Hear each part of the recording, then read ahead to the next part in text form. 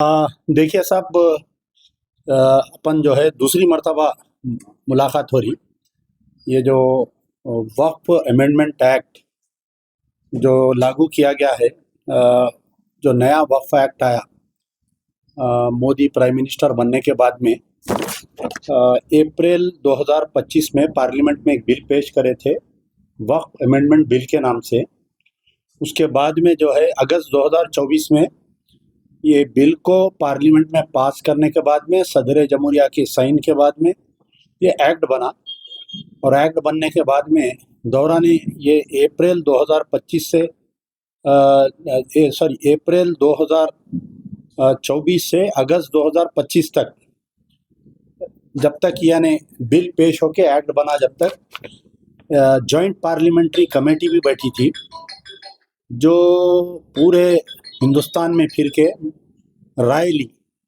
और उसके बाद में इसको एक्ट में तब्दील कर दिया गया। मेजॉरिटी जो मेजर अपोजिशन पार्टीज है, कांग्रेस, समाजवादी पार्टी, इसकी टूथ एंड नेल मुखालिफत किए।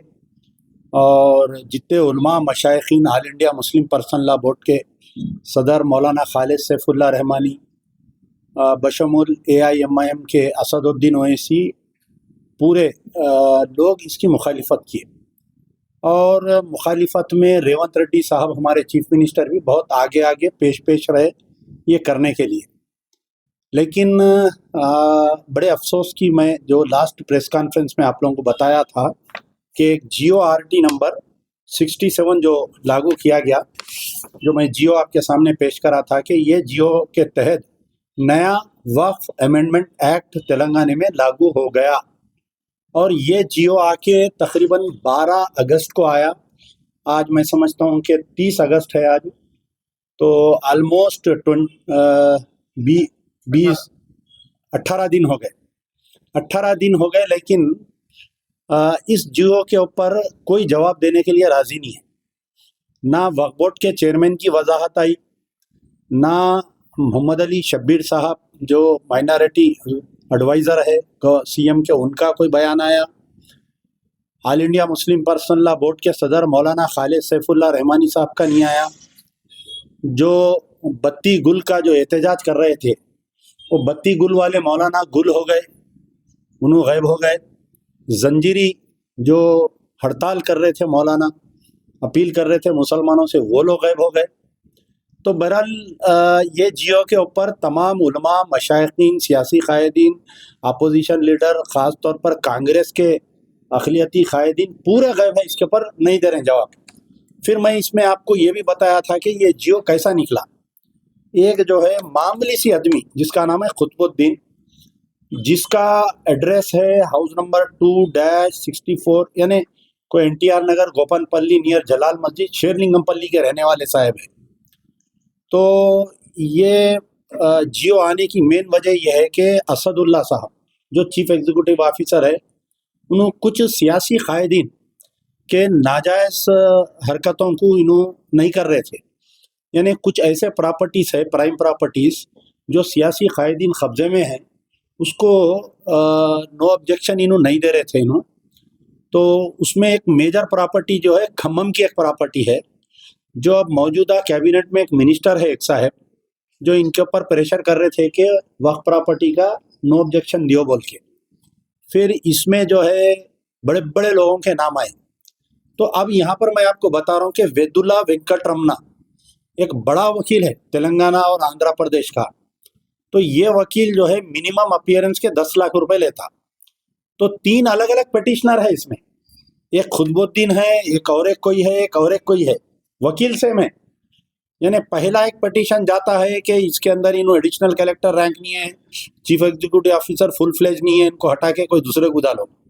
फिर गवर्नमेंट जो है आनंद फानंद में एक नया जियो इशू करती, इनको फुल फ्लेज बना देती इनको। फिर उसके बाद में ये खुतबुद्दीन साहब, वही वकील, वेदुला वेंकटरमना को रख के हाई कोर्ट में अप्रोच होते हैं, जिसका फैसला 5 अगस्त 2025 को आता है कि न्यू वक्फ अमेंडमेंट एक्ट के तहत कोई हिंदू या कोई मुस्लिम, दोनों में से किसी एक को to the rank of joint secretary cadre के ऑफिसर को इसके अंदर इम्प्लीमेंट करो बोल। जॉइंट सेक्रेटरी कैडर मुस्लिम और नॉन मुस्लिम। आप पिटीशन की कॉपी में देख सकते हैं कि खुद पिटिशनर ये बोल रहा कि नया कानून लागू करो। तो ये खुतबुद्दीन को क्या इंटरेस्ट है तेलंगाना में नया कानून लागू करने की? तो खुतबुद्दीन के पीछे कौन ताकत है? इनके पीछे क्या कांग्रेस के फ़हीम कुरैशी साहब है? क्या मोहम्मद अली शब्बीर है? क्या वक्फ बोर्ड के चेयरमैन है? क्या AIMIM की कोई ताकत है इनके पीछे जो खुतबुद्दीन को कोर्ट को भेजी? वकील वही है। उसके बाद में जो है हमारे उस्मान अल हाजिरी साहब का स्टेटमेंट में आप देखिए, उसमें और डिटेल है कि 3 अलग अलग जो पिटिशनर्स गए उसके अंदर, तो लेकिन वकील एक ही है। तो फिर ये खुतबुद्दीन साहब जो है 5 को जब ऑर्डर आया हाई कोर्ट में, तो ऑर्डर की कॉपी वक्फ बोर्ड को आना, वो इम्प्लीमेंट होना, वो तो मिनिमम 24 घंटे लगते, 48 आवर्स लगते। ये ऑर्डर आने के बाद में 5 तारीख के दिन चीफ एग्जीक्यूटिव ऑफिसर साहब कुछ फाइल साइन करे। फाइल साइन करके, यहाँ गौर से सुनिए मैं जो बात बोल रहा हूँ, कुछ फाइल साइन करके चीफ एग्जीक्यूटिव ऑफिसर की ऑफिस से चेयरमैन की ऑफिस को फाइल्स भेजे हों।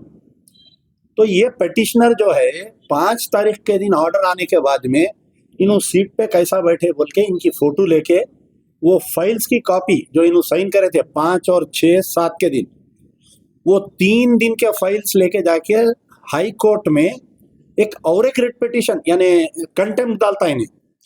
Contempt number 2090 of 2025, CC number 2060 of 2025। आइए, तो उसमें जो है जज साहब 2 ऑर्डर देते 7 तारीख के दिन कंटेम्प्ट में। तो ये ऑर्डर की कॉपी, अब जैसा ये कॉपी है, ये मेरी है, मेरे ऑफिस से अगर चोरी हो गई तो या तो मैं देना या मेरे ऑफिस का कोई स्टाफ देना। तो ये खुतबुद्दीन को चेयरमैन की ऑफिस से ये फाइल्स कैसा हाथ को लगे? वो इस खुतबुद्दीन।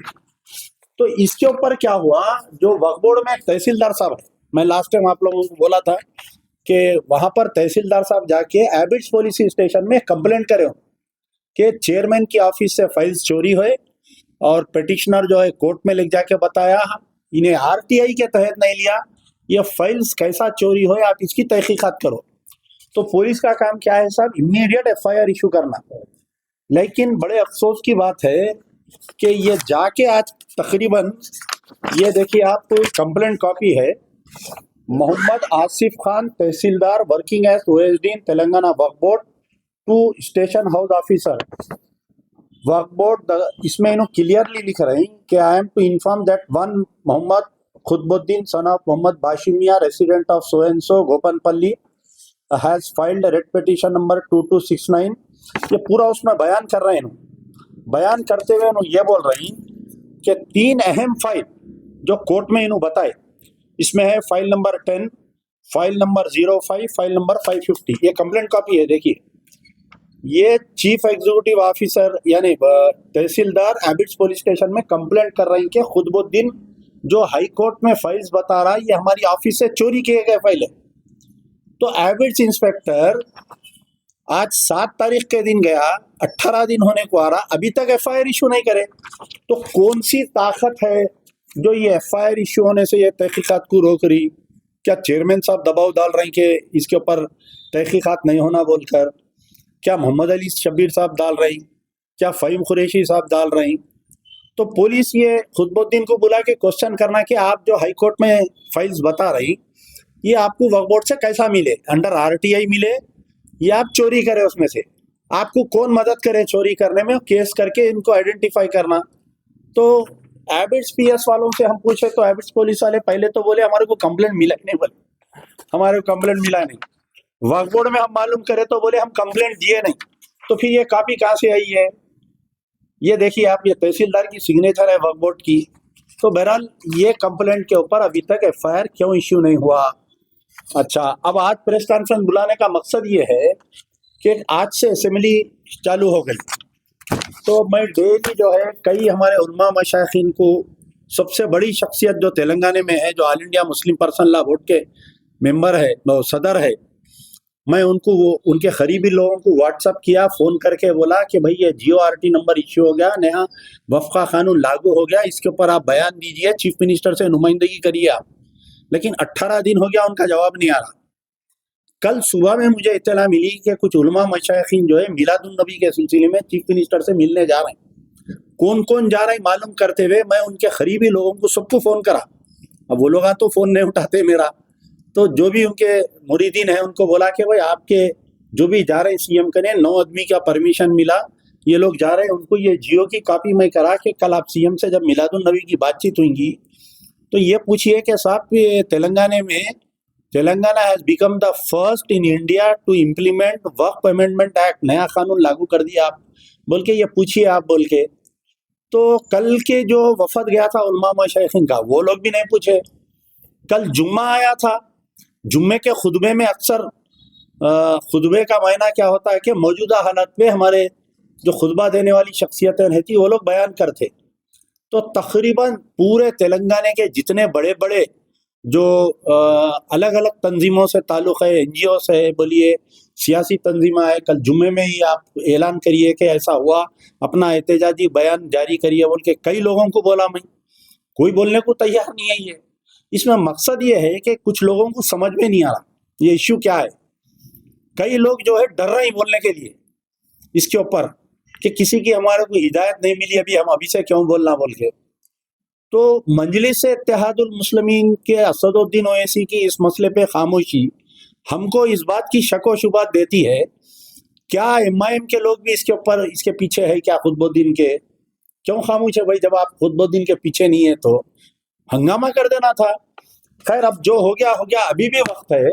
अब जो मौजूदा असेंबली का सेशन चल रहा है, मैं जो है यहाँ तक कि मैं केटीआर साहब को व्हाट्सअप किया, जो बीआरएस के मुस्लिम कायदीन है हमारे महमूद अली साहब को करा, हमारे शेख अब्दुल्ला सोहेल साहब को करा, सबको करा, वो लोग भी खामोश है बैठे हुए। या तो मसला नहीं समझ में आ रहा इन लोगों को, या नहीं तो डर रहे हैं इस मसले पे बोलने के लिए, या मैनेज हो जा रहे हैं, तीनों में से कोई एक हो सकता है। तो उम्मीद है कि आप लोगों के द्वारा मेरी बात जो है, जो ऐवान असेंबली में बैठ रहे एमएलए बन के, चाहे वो एमआईएम के एमएलए होने दीजिए या बीआरएस के होने दीजिए या जो भी पार्टी के है, GORT नंबर 68 जो है 67, इसके ऊपर आप खाली 0 ओवर में उठ के नहीं बोलना। 0 ओवर क्या होता है? आए मैं शाय बका खत्म, हुकूमत जवाब देने के लायक ही नहीं रहती।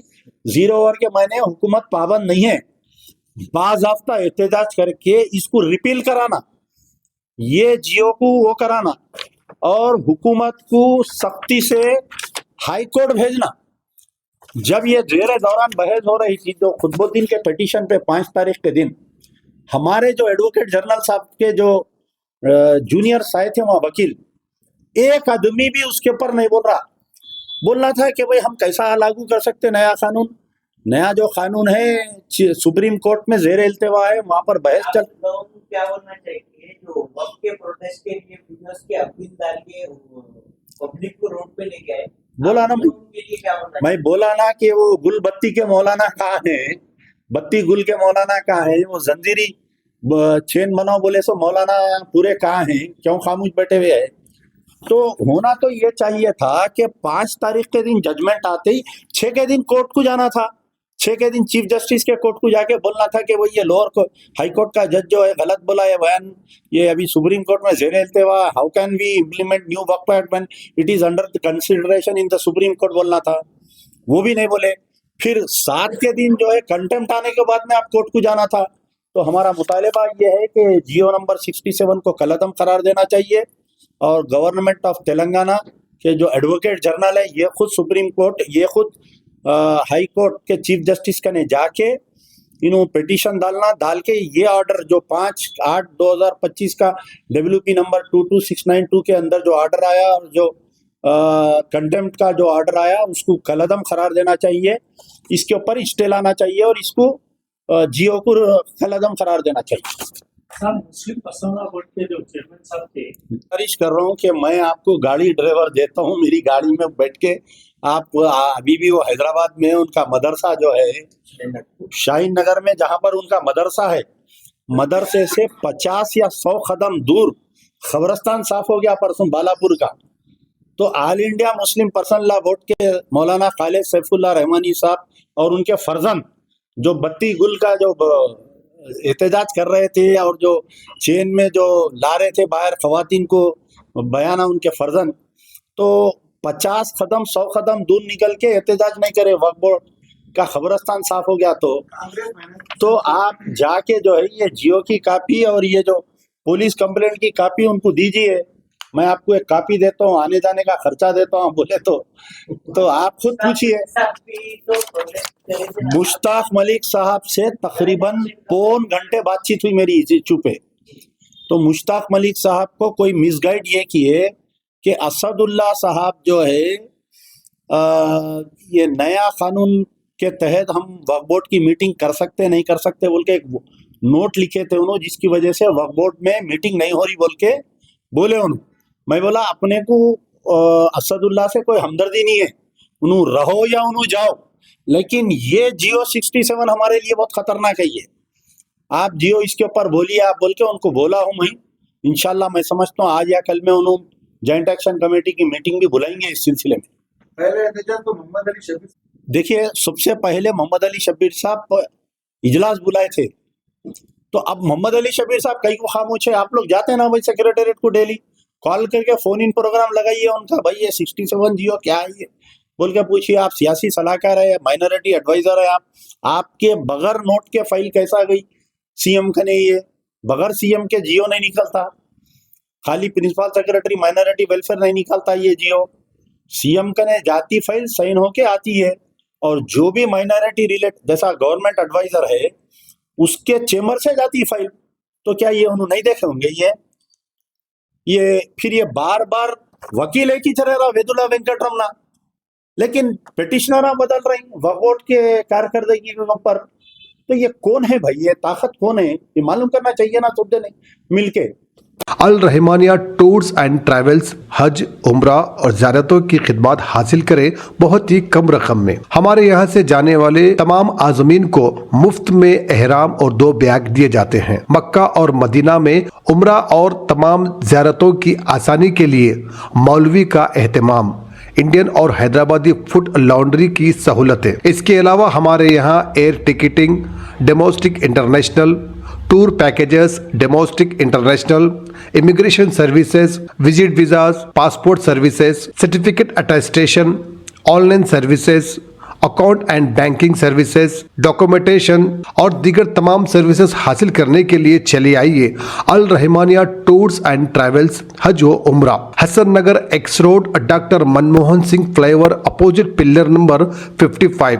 कॉन्टैक्ट 9666861414 और 7997866029। ईमेल एड्रेस भी सेव कर लें। याद रखिए अल रहमानिया टूर्स एंड ट्रैवल्स हज व उम्रा और तमाम ज़ियारतें।